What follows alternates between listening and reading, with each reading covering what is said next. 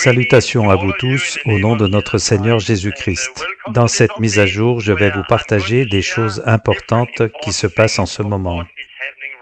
Je suis enfermé ici au centre de détention du comté de Baker, en Floride, depuis près d'un an, 355 jours, et ceci à cause des mensonges de mes ennemis, qui sont les ennemis de l'Évangile. Donc presque un an. Et c'est très émouvant de penser que cela fait un an. Dans 2 semaines, ma fille Stéphanie fête de nouveau son anniversaire. Et si je ne suis pas sorti d'ici là, ce sera son 2e anniversaire que je manquerai, car je suis en prison. Cela fait bizarre de bien des façons que cela fasse un an. C'est vraiment dur pour ma famille en ce moment, parce que ça fait tellement longtemps. Mais je peux dire aussi que Dieu les aide et Dieu fait de belles choses.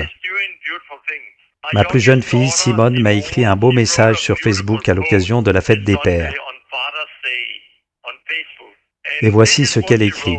« Joyeuse fête des pères à mon super papa. Je suis si fière de toi, je t'aime papa, tu me manques.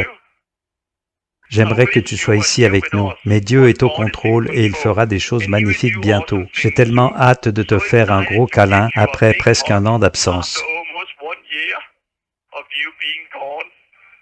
Je t'aime, papa. Merci de m'avoir élevé avec amour et de m'avoir fait vivre cette vie pour Dieu. Merci d'être un excellent modèle pour moi. Toi et maman, vous avez tellement abandonné pour vivre cette vie pour Dieu. Je suis impatiente de te revoir bientôt. Ceci de ta plus jeune fille, Simone. Oh, c'est un message très émouvant et très beau. Et je suis tellement fier d'elle, de sa sœur Stéphanie et de ma famille. Mais bien sûr, c'est étrange d'y penser tout en étant encore ici. Beaucoup de choses se passent actuellement et la guerre spirituelle a vraiment lieu. Je la ressens. La semaine dernière, j'ai réellement vécu quelque chose de très effrayant et je vais vous le partager. Une situation qui m'a tellement choqué que j'en tremblais littéralement de tout mon corps après coup. Mais premièrement, je veux partager ce qui s'est passé il y a 2 jours. J'étais en train de parler ici avec 2 détenus et tout d'un coup, ils ont dit qu'ils remerciaient Dieu. Ils se savaient privilégiés que je sois ici avec eux. Ils étaient reconnaissants que Dieu m'ait fait venir ici, car j'ai apporté de l'aide à tout le monde ici. Et le fait que je sois ici a beaucoup facilité leur détention. C'était vraiment très particulier.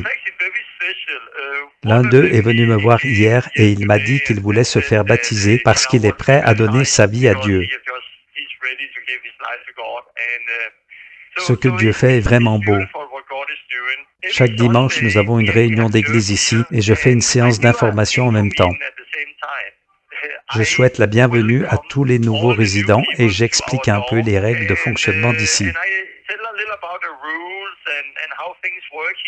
Et puis j'encourage chacun et je leur dis que c'est très dur. C'est dur d'être ici, mais ce n'est qu'une saison. Mais je les encourage toujours et leur dis qu'aucun de nous n'a voulu être ici, mais qu'il faut en retirer le meilleur. Cela pourra être une période très, très difficile dans leur vie, mais cela pourra être aussi le meilleur moment de leur vie. Cela pourra être le moment où ils trouveront Dieu. Donc j'encourage vraiment les gens à passer du temps à chercher Dieu. Comme je vous l'ai dit, un gars est venu me voir hier et il veut se faire baptiser maintenant et des vies sont transformées. Et j'accueille les nouveaux arrivés tous les dimanches en vivant l'église. C'est moi le plus ancien, je suis le prisonnier qui a la plus longue détention ici. Et comme je l'ai dit, je suis ici depuis presque un an et celui qui me suit a été détenu 5 mois. Parce que la plupart des gens ici partent après 3 ou 4 mois. Beaucoup ont déjà été libérés sous caution, mais pas moi. Je suis trop dangereux selon le service de contrôle de l'immigration. Je suis donc ici sans aucune possibilité d'être relâché. Je reste ici 2 fois plus longtemps que n'importe qui. C'est complètement dingue. Et c'est pourquoi je suis dans une position unique en ce moment. Beaucoup de prisonniers m'estiment car je suis le seul qui soit resté le double de temps que n'importe qui d'autre. On peut être reconnaissant pour tellement de choses. Je remercie Dieu de m'avoir amené ici. Je peux dire ça maintenant. Il m'a tant donné et j'ai pu apporter de l'espoir à beaucoup d'autres. Mais Dieu a fait vraiment beaucoup et on peut être reconnaissant pour tout cela. En fait, j'ai écrit 2 livres. Un livre de témoignages sur mon parcours de folie et tout ce que Dieu a fait ici, le réveil que j'ai vu, les vies changées, les moments difficiles et ce que Dieu m'a révélé. Et un autre livre qui est un livre d'enseignement, l'enseignement que Dieu m'a révélé. Ce livre fait 200 pages écrites à la main avec un stylo de sécurité. C'est un petit stylo flexible qui ne peut blesser personne. Mais il a écrit 200 pages, et ceci sans les versets bibliques. J'écris juste la référence du verset, mais je n'écris pas le texte du verset. Donc avec les textes, il faut ajouter environ 280 pages. Cela fera donc un livre d'environ 500 pages. Ce livre d'enseignement va être un livre énorme. Il y a tellement de choses que je veux partager avec vous tous quand tout sera fini, parce que Dieu a vraiment révélé beaucoup de choses. Et je suis vraiment reconnaissant pour tout. J'espère aussi que tout ça finira bientôt, parce que c'est dur, surtout pour ma famille. Et maintenant, c'est vraiment dur pour ma famille aussi, parce que ça fait presque 1 an. Et puis, quelque chose s'est passé la semaine dernière qui rend les choses encore plus difficiles. La semaine dernière, j'ai vécu une situation très traumatisante. L'officier du service de l'immigration est venu avec des papiers. Et il a dit, je dois vous remettre ces papiers et vous devez les signer maintenant. Sur ces papiers, je devais déclarer différentes choses. Et si je ne faisais pas ce qu'il demande, je pourrais avoir une amende et je pourrais aussi être condamné au pénal et aller en prison pour des années, jusqu'à 10 ans. Il y avait beaucoup de choses que je ne comprenais pas dans le document. Alors j'ai dit, d'accord, mais je dois le montrer à mon avocat. Mais il disait, non, tu dois signer tout de suite. Et j'ai répété, non, non, mon avocat a dit que je ne devais rien signer sans qu'il ne le voie avant. Et il a insisté, non, tu signes maintenant et j'enverrai une copie à ton avocat ensuite. J'ai dit, non, non, envoyez une copie à mon avocat d'abord et il me dira si je peux signer. Il a dit, non, tu signes et on enverra une copie à ton avocat. Il était très, très intimidant, très insistant et très contraignant. Et je me suis dit, non, je ne peux pas signer avant d'avoir parlé à mon avocat. Il a continué, alors, tu refuses de signer? J'ai dit, non, je ne refuse pas de signer, je dois juste parler à mon avocat. J'ai droit à un avocat et je dois comprendre ce que je signe.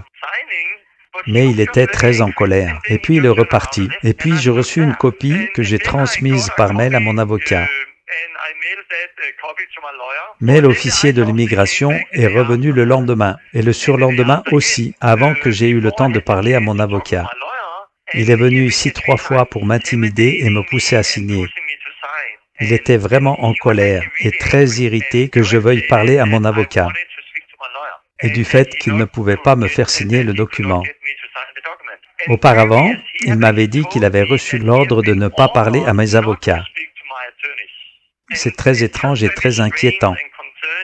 Pourquoi un agent de l'immigration recevrait-il l'ordre de ne pas parler avec mes avocats? C'était vraiment un moment effrayant et je me sentais très menacé.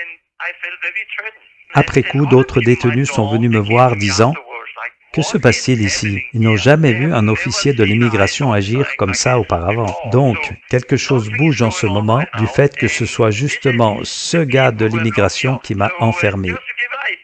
C'est pour vous donner une idée de comment c'est effrayant quand cela se produit.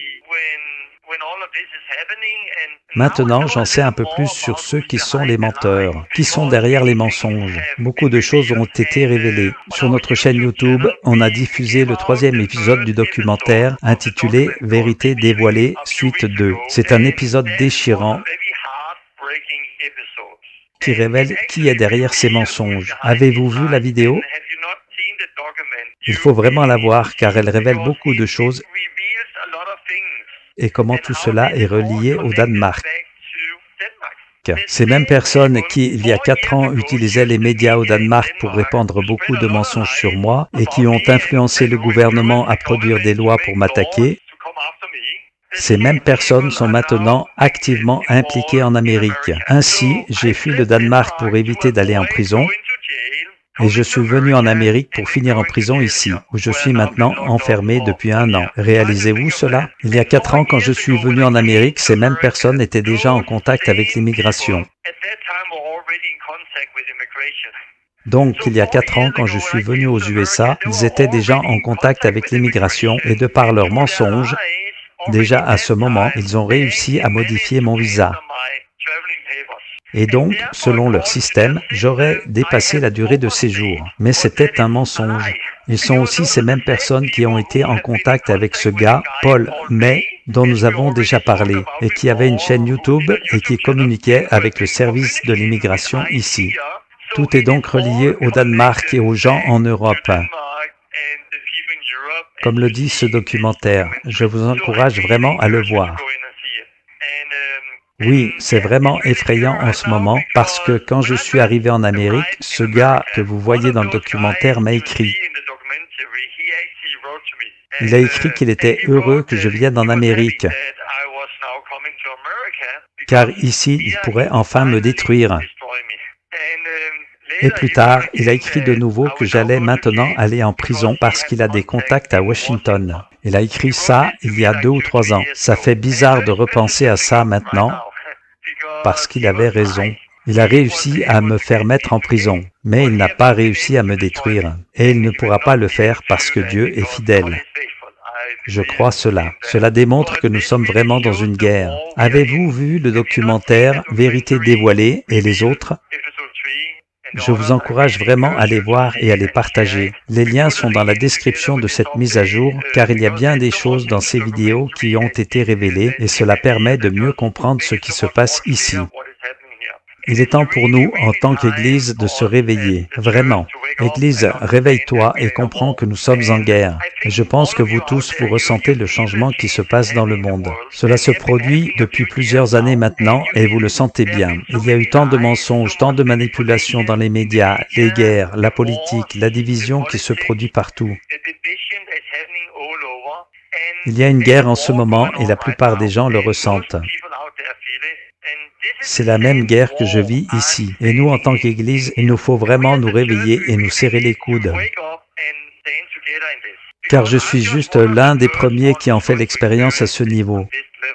Il y a quelques semaines, quelqu'un m'a envoyé un rêve que je vous partage. Voici le rêve qu'il m'a envoyé. J'ai vu Torben libéré, il était vêtu de blanc. Un grand rassemblement était prévu pour célébrer l'événement. J'ai vu des gens préparer et organiser les choses pour ce rassemblement. J'ai vu que certains traversaient les mêmes épreuves que Torben avait vécues. Ils étaient envoyés en prison. Pas forcément celle de Floride. Torben équipait ceux qui étaient enfermés et il les préparait pour ce qu'ils auraient à endurer. Et le corps élargi du Christ venait ensemble pour soutenir les familles de ceux qui avaient été jetés en prison. C'était ça le rêve, et je crois vraiment qu'il vient de Dieu.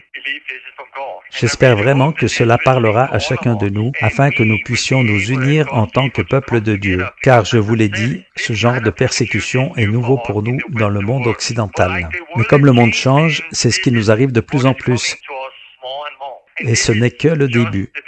Plus la haine contre le peuple de Dieu augmente, plus les mensonges progressent en mal. Nous le constatons, mais je dis aussi que Dieu est fidèle et qu'il est au contrôle.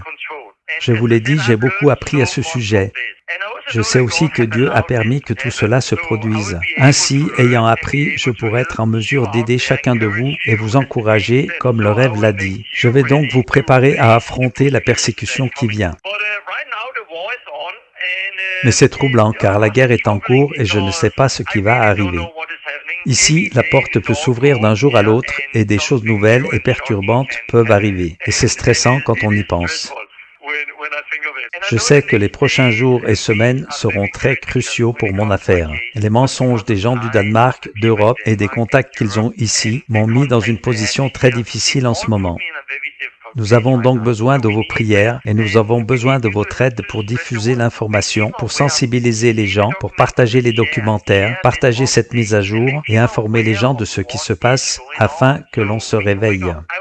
Il me faut vous dire que nous avons besoin de plus de financement. Nous avons actuellement plusieurs équipes qui se battent pour mes droits auprès de l'immigration, mais aussi auprès du gouvernement fédéral.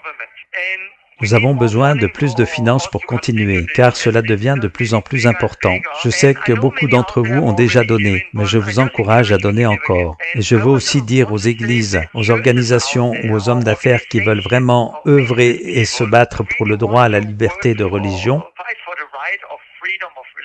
que je vous encourage à donner aussi, car il ne s'agit pas de moi seulement. Cela me dépasse. La motion légale et les arguments créent un précédent que les croyants persécutés pourront utiliser à l'avenir. Donc, tout le soutien apporté nous aidera tous. En fait, ce n'est pas uniquement pour moi. À l'avenir, cela aidera les églises. Donc, que les églises, les organisations, les hommes d'affaires, les particuliers se tiennent solidaires avec nous. Si vous êtes conduits à donner, alors donnez. Un avantage fiscal est prévu pour ceux des USA. Vous avez le lien dans la description et sur le site Friends of Torben pour faire un don. Oui, je crois que Dieu pourvoira, mais je sais aussi que Dieu utilise les gens pour ça. Dieu veut peut-être vous utiliser pour cela, parce que ça fait partie du combat pour l'Évangile et pour la liberté religieuse que nous espérons encore avoir en Amérique. Je répète, cela dépasse tout ce que j'ai vu auparavant et c'est plus grand que tout ce que j'ai déjà connu. Donc, voilà où nous en sommes. Une autre mise à jour devrait sortir sur friendsoftorben.com concernant la situation actuelle dans les prochains jours. Restez donc informés de ce qui se passe. Et je veux juste finir par cela.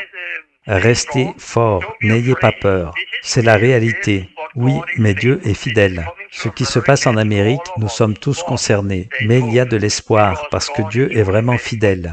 Je sais que Dieu m'a envoyé ici et j'ai beaucoup appris. Mais j'espère fortement que cela finira bientôt, tout en disant que la volonté de Dieu soit faite, pas la mienne. Je vous dis aussi, je vous aime tous et je vous remercie beaucoup pour vos encouragements. Et sur friendsoftorben.com, j'ai reçu plein de salutations ces derniers jours. C'est si bon de ne pas être oublié quand on a été enfermé depuis si longtemps. Je ressens votre amour envers moi et ma famille. Je suis tellement reconnaissant. En ce moment, c'est plus difficile pour ma famille que pour moi. Alors souvenez-vous d'eux, surtout dans vos prières, car ils le ressentent. Même plus que moi. C'est dur pour eux d'être séparés de moi et leur vie est en quelque sorte suspendue, en attente que je sorte d'ici. Alors priez pour eux. Priez pour ma belle épouse l'aînée et mes enfants et mes petits-enfants. Et encore merci pour votre soutien et pour vos prières. J'espère que je sortirai très bientôt et que je vous rencontrerai pour pouvoir vous établir dans l'endurance et la foi pour vous préparer à ce qui vient. Et aussi pour voir le réveil. Dieu est à l'œuvre et il fait de grandes choses. Alors soyez tous grandement bénis. Je vous aime tous. Restez forts. Restez proches de Jésus. La Bible est la vérité. À bientôt. Grande bénédiction depuis la prison. Torben Zondergaard. Au revoir.